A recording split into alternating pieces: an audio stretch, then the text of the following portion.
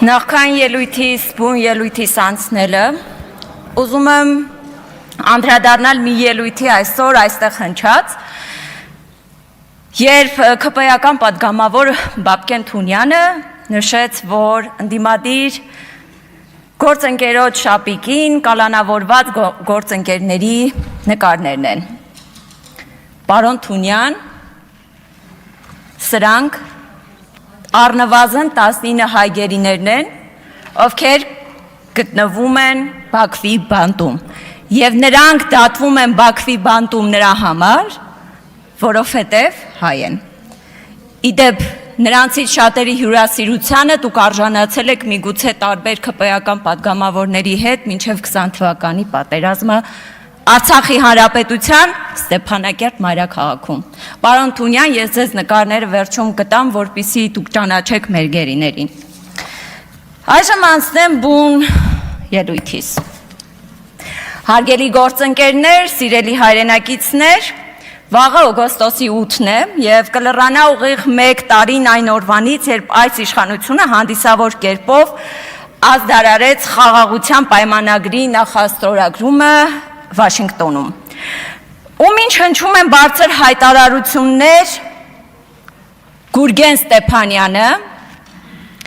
ում հետ մենք համագյուղացիներ ենք և ես նրան ճանաչում եմ դեռ մանկուց,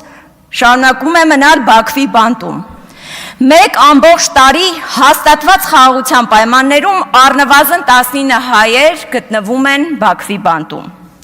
Եկեք խոսենք թվերով, որովհետև թվերը ավելի խոսուն են և ազնիվ, քան ցանկացած քաղաքական պոպուլիստական հայտարարություն։ 2020 թվականի 44-օրյա պատերազմից հետո մինչև հիմա Ադրբեջանից Հայաստան է վերադարձել 186 մարդ, այդ թվում ռազմագերի, քաղաքացիական պահվող անձ և գերեվարված զինծառայող, որոնցից ընդամենը 4-ն են վերադարձել վերջին 1 տարվա ընթացքում։ Թվով 150 գերիներ վերադարձել են ոչ թե այս իշխանության ուղիղ դիվանագիտության, այլ երրորդ երկրների, Վրաստանի, Ռուսաստանի, ԱՄՆ-ի, ԵՄ-ի, Ֆրանսիայի և Հունգարիայի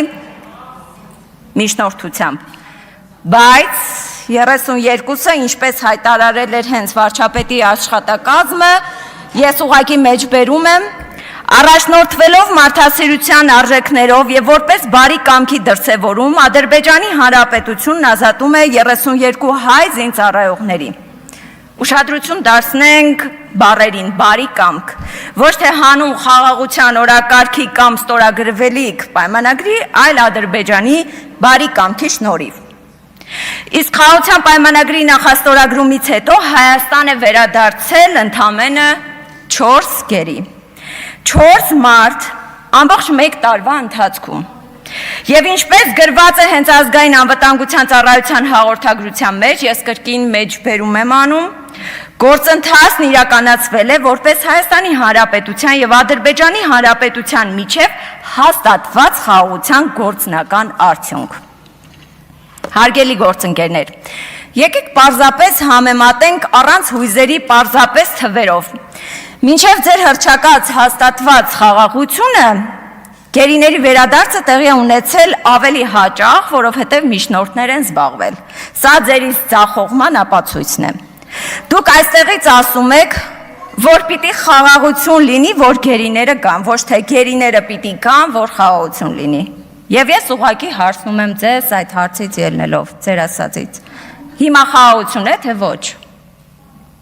Եթե այո, ապա ձեր տրամաբանության ինչու են մեր հայրենակիցները Ադրբեջանում, Բաքվի բանտում, իսկ եթե ոչ, ապա ինչու եք ամեն օր այս ամբիոնից, հեռուստաէկրաններից գոռում գոչում, մարդկանց կոչ եք անում, որ տեր կանգնեք խաղաղությանը, մի վտանգեք, երբ դուք ինքներդ էլ ըստ երևույթին վստահ չեք, դա իրականում խաղաղություն է, թե խաղաղություն չէ։ Եվ քանի դեռ դուք ինքներդ վստահ չեք խաղաղություն կա, թե չկա, Ադրբեջանը շարունակում է ցուցադրաբար չդրսևորել մարդասիրության արժեքներ և բարի կամք մեր առնվազն 19 գերիների նկատմամբ, ովքեր Հայաստանի Հանրապետության քաղաքացիներ են և Ադրբեջանում դատվել են որպես հանցագործներ։ Իսկ ես հայտարարում եմ, որ Մադադ Բաբայանը, Ռաշիդ Բեգլարյանը, Դավիթ Ալավերդյանը, Լևոն Բալայանը, Վասիլի Բեգլարյանը,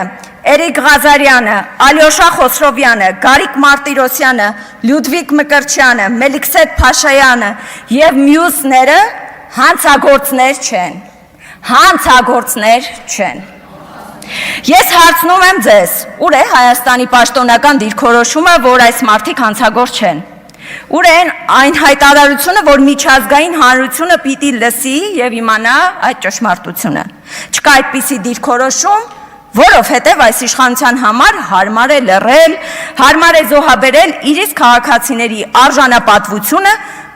կայուն երկխոսության անվան տակ։ Մենք այս դահլիճում նստած ենք հենց այն բանի համար, որ առաջինը պաշտպանենք մեր իսկ քաղաքացիների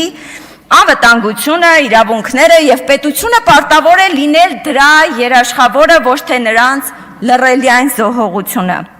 Բոլոր այս դատավարությունները իրականում Հայաստանի մասին են, որպես իբր հանցագործության աջակցող եւ կրող։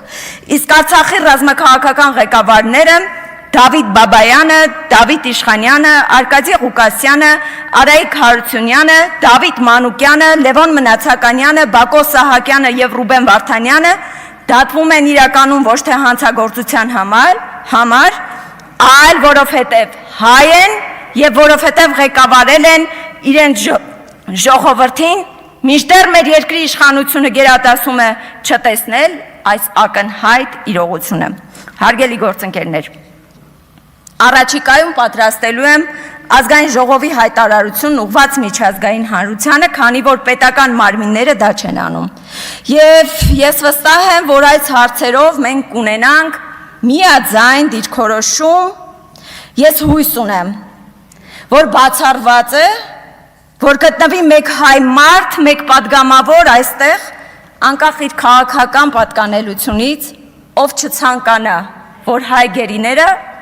վերադառնան իրենց ընտանիքներին։ Սա այն հազվագյուտ հարցերից մեկն է, որտեղ մենք բոլորս պարտավոր ենք լինել մեկ ձայն։